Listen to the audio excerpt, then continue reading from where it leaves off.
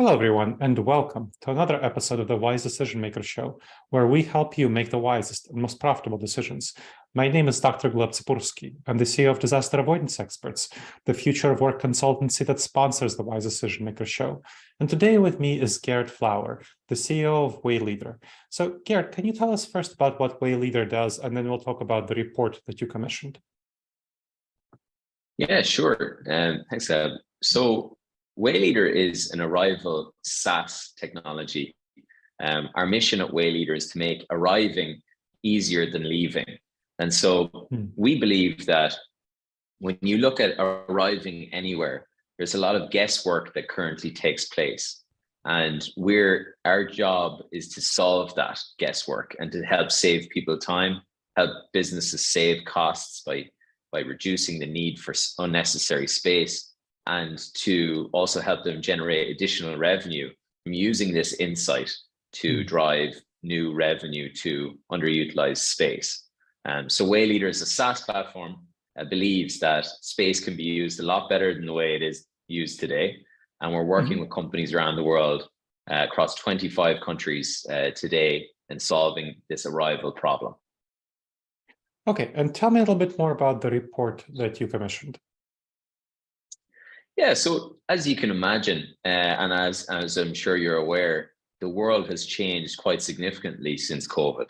And we wanted to roll out this arrival report to really talk into the big issues that are currently present in the market that I don't think many people have as much detail into. One of the first key findings is that across 100,000 spaces that we surveyed, only 1% is currently set up for EV charging capability.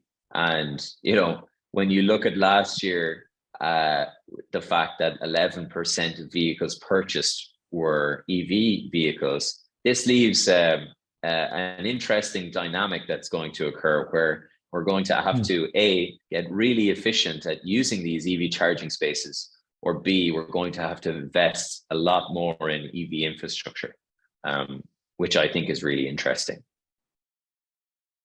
Okay, and one of the parts of the report that I wanted to focus on, in the occupancy report, you said that you found that the office occupancy increased by only 4% from 2021 to 2022. That seems very surprising to me. It would seem that, with the pandemic mostly winding down by the end of 2022, it would have increased by a lot more. Can you tell me a little bit more about why you think that number is so surprisingly low? Yeah, and I think this is the interesting point, is that you have a lot of companies now across the world, and we have an interesting perspective in that we're across 25 countries. And what you see is that companies are making a decision to be way more flexible now in creating anchor days like a Tuesday or a Wednesday or a Thursday as everyone's in the office, but embracing the flexibility and saying Mondays and Fridays, it's okay to work from home. So before you had this uncertainty and people were coming and going with no real policy, now you have companies who are very much embracing a policy of, we want to see you in on a Wednesday, we'll see you on Wednesday, but the rest of the week is fine.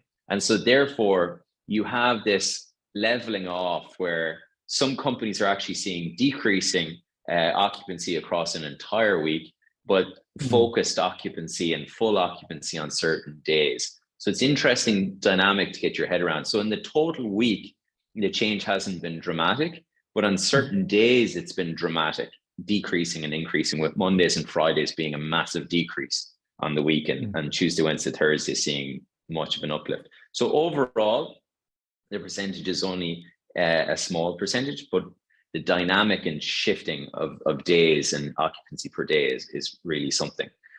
In saying that as well, coming into 2023, we've seen a significant increase on that again, a double-digit increase in return to office. You may have seen some big announcements recently for well-known companies returning to the office, and I think I was in California the last 3 weeks, and I see a major trend of more companies going back to the office in more significant allocations of time. So not just the 1 day a week, but more 3 and 5 days a week, encouraging encouraging that policy. So I think the trend has been consistently up.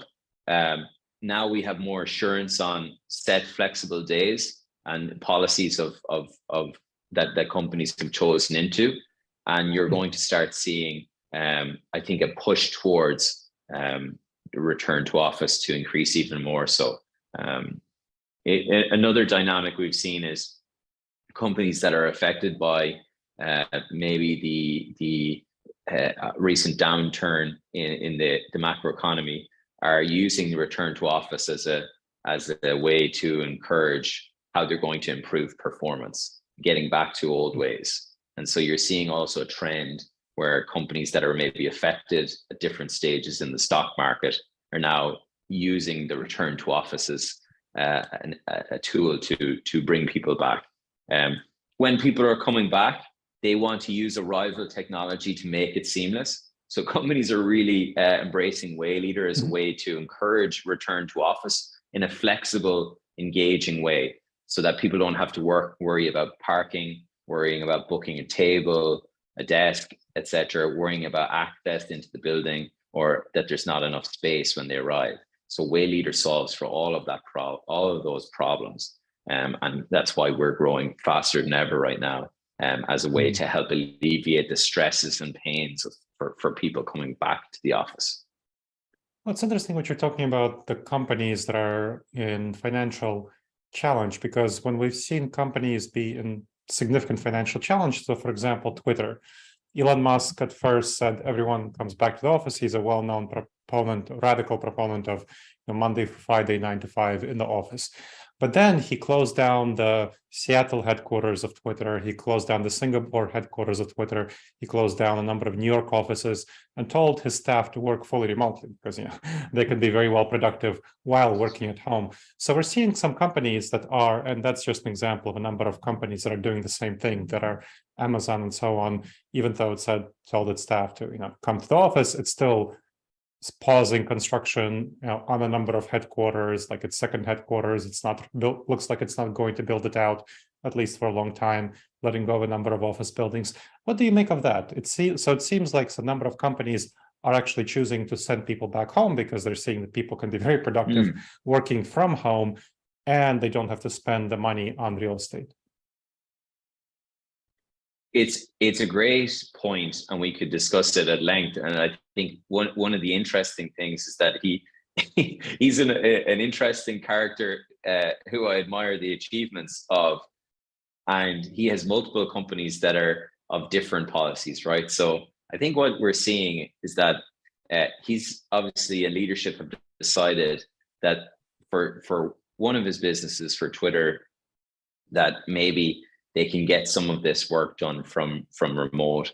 It's also an interesting use case, I think, because that's a recent acquisition, and I'm sure there was policies in place beforehand that may have been more flexible or remote. So I think it's an interesting use case. I think in his other businesses, it's more of a full-time back to the office approach, which has been the approach historically as well, right? So I think leadership across the world are going to embrace what they think is right for their business. And at the end of the day, we've seen now that remote can be possible, that flexible is possible. And I don't think you're going to see companies totally, every single company abandon flexible policies. So I think over the next 2 or 3 years, leadership will see the information and evidence of what's being produced by their teams and decide for themselves, is remote something that they want to embrace or not, because it doesn't work for everybody. And I think you're starting to see that come into effect. Okay. Yes, I'll be curious to see specifically, because I think compared to his other companies, Twitter has more financial strain. So as companies undergo more financial strain, it'll be interesting to see what happens with their remote work policies when they realize people can be doing work remotely and be productive, and they can save money on the office. So that's one thing that I think is important to note. The other thing I wanted to get back to was the occupancy by day of week. So I helped 22 companies transition to figuring out their long-term hybrid work and remote work arrangements. And you and I were just talking how I was visiting California just before our conversation here today. I was visiting one of my clients and talking about their hybrid work, remote work arrangements. And one of the things that they're finding is that when people are coming into the office, they're not coming in for a full day. So they're coming in maybe for the morning and the afternoon, and they're leaving before the evening rush hour, Right. or they're skipping the morning rush hour, and they're coming in the afternoon and leaving after the evening rush hour. So separately from the day of occupancy, then they're coming. Maybe they're coming on Wednesday or on Tuesday or on Thursday, or maybe they're all free. But what time of day do you see people coming, and how does the more flexible timing of people coming in and leaving change their arrival? So that's really interesting. So one of the benefits of Wayleadr as a platform is we show this utilization insight to companies. And so what we've been able to do is save six-figure returns for these companies by showing them, let's say Wednesday is your busiest day, and Wednesday is what we're seeing is the busiest day. We have some companies that have seen this utilization data, and they're seeing the majority of people are coming in between 8 to 1, right? And so 8 o'clock to 1 o'clock is this peak period where people are coming in, getting their work done, maybe having lunch with their colleagues, and getting out before the evening traffic or the afternoon traffic. And this is really interesting to see, because you could have peaks as high as 95, 100% full occupancy of people showing up, but then they leave before the afternoon rush. And so this has allowed companies to save, for example, on catering or shuttle buses that are out there and not being used in the evening anymore, or other services that they're using and they have previously had a fixed process and plan in place, are now looking at this data and saying, why do we need to have so much food out for dinner if not as many people are staying at 5 o'clock? And that's really valuable information to get from in advance at companies like these, because they can save a fortune from having this insight. So people are choosing to move differently. I think what we're really seeing is this urge from everybody to get back to meeting in person. But at the same time, there's a pull to hold on to flexibility that people also desire. And we see some companies where they don't want to give up the flexibility, so they decide never to come into the office. But when you put Wayleadr in place and allow a flexible policy and adopt a flexible approach, we're seeing they are flooding back to the office as long as they can keep flexibility during the week to help drop their kids off at school once a week, or to go and do some errands, have their day-to-day lifestyle pieces which don't affect their work in any way, but allow them to be to live a more normal human week and get their work done and put the ownership back and keep the ownership in their hands for how they manage their week. So allowing flexible policies, like I'm sure you're implementing yourself, gives people more confidence and actually helps them return to the office. If that sounds strange, but it helps them because now they have certainty that they can keep some flexibility, but they don't have to lose it if they go back into the office for a few days of the week. Yeah, so you referenced people going back to the office. What I find is most beneficial for people going back to the office and figuring that out has to do with minimizing the commute. Now, you found that on average in your report, people spend over 10% of their work time commuting. That's not great, right? It's kind of like an empty waste of time. So what we do with my clients is figure out how can their staff minimize the commute as much as possible, so that they can, when they come to the office, they actually do the things that the office is best for, which is for collaboration, obviously. Individual tasks are best done at home. I don't need to be in the office to write emails or check Slack messages or do video conference calls and distract everyone else while I'm in video conference, or writing reports or doing graphic design. Now, those are individual tasks that I can very well be doing remotely. So the key is to figure out okay, which tasks need to be done in the office, which tasks are best done in the office, I mean, you don't need to do any tasks in the office. There are some companies that I acknowledge they do their work fully remotely. I think that's not the best thing for most companies. So there are some things that are better done in the office and collaborative tasks. So I wonder, how can Wayleadr be used, or what do you think would be the best use cases in figuring out how can you arrange things so that employees minimize their commute time as much as possible? Because that's what they really appreciate. They appreciate their time not being wasted and being resentful and frustrated about coming to the office and doing things they'd be doing at home. So what are your thoughts about that? I couldn't agree more. I think 10%, to reiterate, of your commute time is wasted, essentially, if you're stuck doing unproductive hours, right? From an employer's point of view, it's unproductive hours.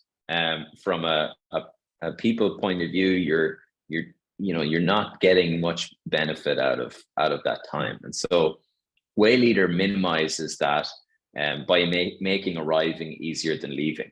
And so one example would be, we have many clients who when they're on their way to work, they need to find a parking space, and they drive in and they don't know where the available space is. So we actually show them where the available space is on the app, so they can see there's a space here in this zone, and I can take you straight to that space in the app. And so that, giving people that view on occupancy, where the spaces are available in advance, allows them to take the ownership and decision in their own hands and go to the location first where there's more space.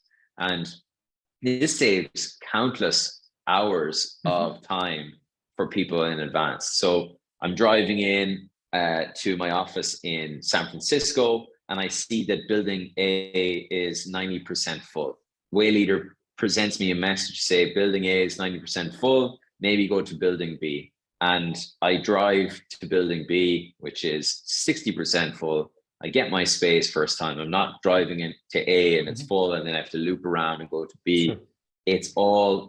It's smart insights, giving people this information to be able to save time. We also allow people to book a space in advance, so they have a guaranteed space. They know they're getting a space, which eliminates, we know already, about 8 minutes per journey if you know and you have a guaranteed space. So we're big believers in reducing this wasted, unproductive time at Wayleadr. Our goal is to save lifetimes of time. And so we are able to show, we have some companies that save 3.5 days of productivity per day from using Wayleadr. So if you can wrap your head around that, it really becomes a no-brainer for a software to be installed that can have this sort of effect on people's time. And this is another reason people are using us to flexibly return to the office, so that you can actually make it more seamless and less time consuming for them. Excellent. Well, I think this is a good point to wrap up. I really appreciate your insights, and that was very helpful, and our audience appreciates that as well. Thanks very much for having me on. And thank you to the audience for checking out another episode of the Wise Decision Maker Show. I hope you subscribe to the show wherever you check this out, and please leave a review. It helps others discover the show, and it helps us improve the show. All right, everyone, I look forward to seeing you in the next episode of the Wise Decision Maker Show. In the meantime, the wisest and most profitable decisions to you, my friends.